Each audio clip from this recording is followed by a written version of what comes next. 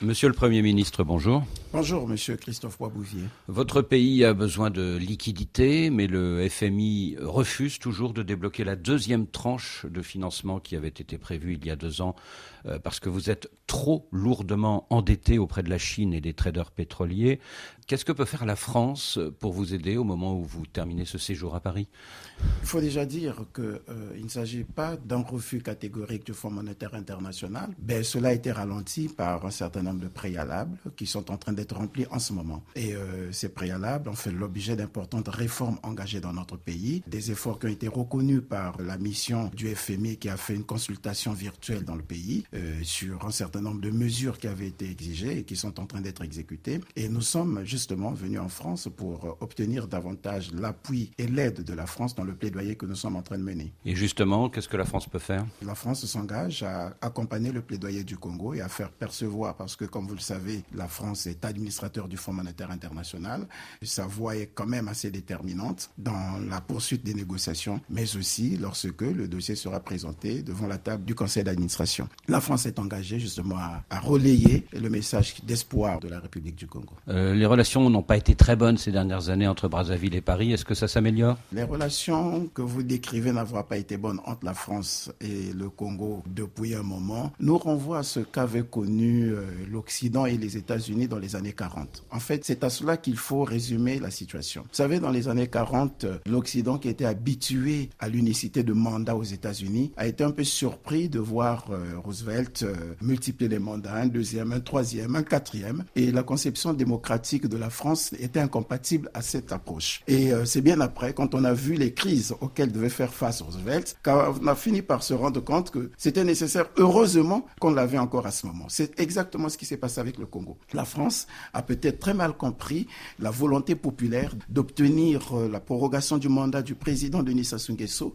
ne l'avait pas compris. La conception démocratique de l'Occident trouvait cela incompatible avec ce qu'ils appelaient les valeurs démocratiques. Mais je pense que quand on tient compte du contexte international, marqué par 5 crises au total, la crise sanitaire, la crise économique financière, la crise morale, la crise politique, la crise sécuritaire, on voit comment ça se passe au niveau de la sous-région d'Afrique centrale. Je pense que la France a fini par se rendre compte qu'heureusement qu'on a encore cet élément stabilisateur de la sous-région qui est devenu Sassou Nguesso en ces temps-ci. Alors, sur le fond de votre dette, il y a un vrai problème. C'est, comme le dit Brice Makosso, de publier ce que vous payez. Le Congo dépense la moitié de ses revenus pour payer ses dettes. C'est une charge terrible. Et c'est pour ça que le FMI ne débloque pas sa deuxième tranche. Qu'est-ce que vous allez faire ? Savez-vous que plusieurs pays de l'Europe, par exemple, sont super endettés ? La France, par exemple, est à plus de 123% de dette du PIB. Nous sommes super endettés. Aujourd'hui, nous pouvons vous dire, nous sommes à 91%. Donc, des efforts sont en train d'être déployés pour que nous puissions atteindre la norme CEMAC qui est de 70%, sinon moins.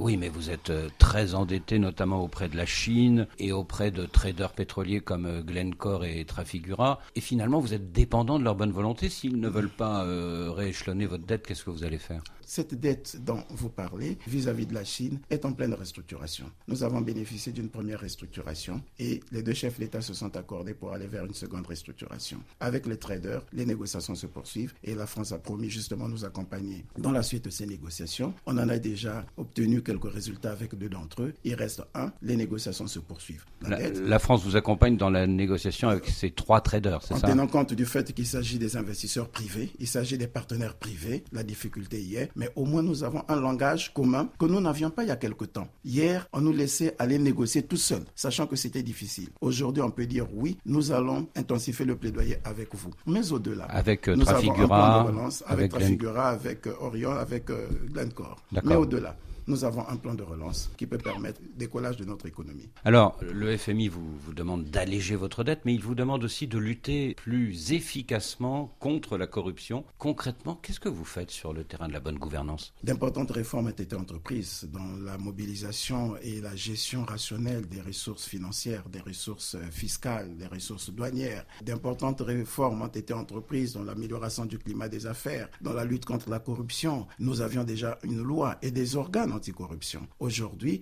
nous avons réformé tous ces organes anticorruption au point d'avoir la haute autorité de lutte contre la corruption, dont les animateurs ont été nommés et recrutés sur la base d'un appel d'offres, un appel à candidature, sur la base des critères bien définis d'appel à candidature qui ont fait que nous ayons sélectionné les meilleurs pour animer ces organes. La loi anticorruption qui existait déjà est en pleine réforme en intégrant les observations du Fonds monétaire international. Alors parmi les personnes pointées par l'ONG Global Witness pour d'éventuels détournements d'argent public, il y a Denis Christel Sassou Nguesso, le fils du chef de l'État. Or cet ancien haut cadre pétrolier de la SNPC, la Société nationale des pétroles congolais, vient de devenir ministre. Il est même avec vous en ce moment en délégation à Paris. Est-ce que cette nomination ne risque pas de compliquer vos relations avec les bailleurs de fonds et avec vos partenaires? Les grands esprits discutent des idées, les esprits moyens des événements et les petits esprits des personnes. Cela dit, M. Boisbouvier, en dehors de la surenchère médiatique, nous n'avons connaissance d'aucune procédure judiciaire engagée contre notre patriote Denis Christel Sassou Nguesso. Aucune. Et lorsque nous serons saisis des procédures de ce genre, nous saurons comment effectivement, en vertu des dispositions de notre Constitution, notamment l'article 10 de la loi 25-2018 qui assure la protection et l'assistance des ressortissants congolais au nom de la protection diplomatique des ressortissants congolais à l'étranger, nous verrons comment l'État assistera notre compatriote au cas où des procédure aurait été engagée contre lui. Mais pour le moment, nous n'avons aucune procédure engagée contre lui. Et sans doute, les gens savent bien que tout ce qui se fait n'est que de la surenchère politicienne. Si les relations ne sont pas toujours bonnes depuis quelques années entre le Congo et la France, c'est notamment depuis l'arrestation il y a 5 ans de 2 figures de l'opposition, Jean-Marie Michel Mokoko et André Okombi-Salissa. Depuis 2 ans, le ministre français Jean-Yves Le Drian vous demande de faire un geste à leur égard. Qu'est-ce que vous avez répondu sur ce point cette semaine aux autorités françaises? Les autorités françaises ne nous ont pas posé ce problème. Sans doute parce que savent-elles que c'est un problème qui n'a plus aucun intérêt. Parce que, comme en France, il y a des hommes politiques qui font l'objet de poursuites. Il y a des candidats à la présidentielle qui font l'objet de poursuites, qui sont jugés, qui sont condamnés. Et ça n'a jamais été pris pour des procès politiques. Bien entendu, nos compatriotes ont été poursuivis, condamnés. Bien entendu, le rêve de tout le monde est de voir ces patriotes en liberté. Parce que la liberté, c'est la règle. La détention, c'est l'exception. Bien entendu, on arrivera certainement un jour à ce que nos compatriotes recouvrent leur liberté. Mais pensez-vous que c'est à coup de chants de sirène, à coup d'agitation internationale? Non. Le Congo a une expérience des compatriotes qui ont été jugés, condamnés et qui ont bénéficié des dispositions bienveillantes de l'amnistie du peuple. Nous pensons que cela aussi, à défaut de les laisser à purger leur peine jusqu'au bout, bénéficieront. Le moment venu, lorsque le peuple, au nom duquel est rendue la décision de justice, lorsque le peuple trouvera que le temps est arrivé pour faire bénéficier des dispositions bienveillantes de l'amnistie à ses compatriotes, le peuple agira en conséquence par le biais de ses représentants qui sont élus au suffrage universel. Mokoko et Okombi-Salissa sont en prison depuis 5 ans. Comme ils ont été condamnés à 20 ans de prison, ils risquent de rester en prison jusqu'en 2036. Quand on vous écoute, ils sortiront avant, c'est ça? Mais le peuple déterminera le moment auquel il pourra leur faire bénéficier des dispositions bienveillantes d'amnistie. C'est possible, il n'y a aucun mal à cela. Nous avons eu paix à son âme le Premier ministre Bernard Kolela qui avait été jugé par contumace, condamné, mais qui est bien rentré dans son pays un moment à bénéficier de l'amnistie. Amnistie sans condition, ce serait possible? Sans poser de conditions aux 2 prisonniers actuels?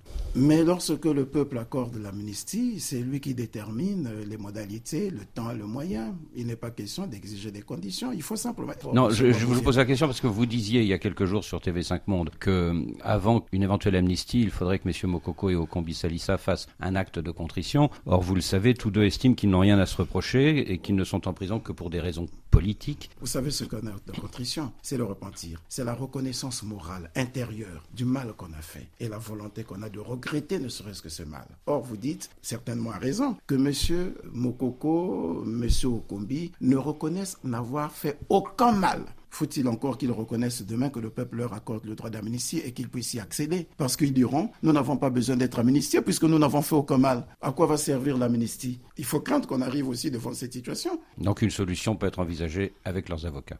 C'est à eux de regarder. Nous ne voyons pas qu'est-ce que nous avons encore à dire. Je vous ai dit que les grands esprits discutent des idées.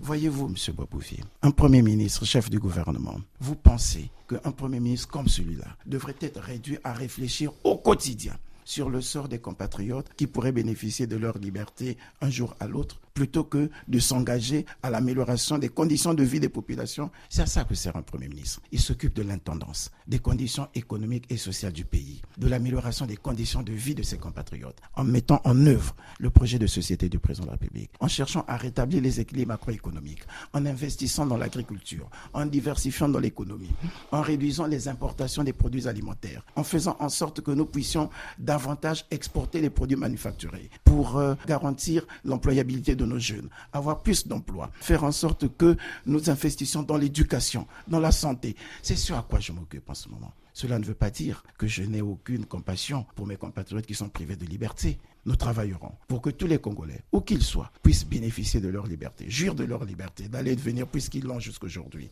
Mais simplement que ceux qui auront été condamnés pour des raisons, des crimes de droit commun, des délits de droit commun, s'engagent à ne plus revenir sur les lieux de leurs crimes, que ce soit sur la corruption, que ce soit sur l'atteinte à des personnes physiques, morales, l'atteinte à l'intégrité physique et morale des personnes, que ce soit sur des infractions de quelque nature que ce soit, ou encore des violations simplement de valeurs morales, qu'à partir d'aujourd'hui, nous tournons le dos au passé et que nous nous engageons à construire notre pays. C'est ce à quoi je m'emploie. Vous le disiez il y a quelques minutes, l'une des causes du malentendu de ces dernières années entre Brazzaville et Paris, c'est le fait que le président Sassou Nguesso cumule à présent 37 ans de pouvoir.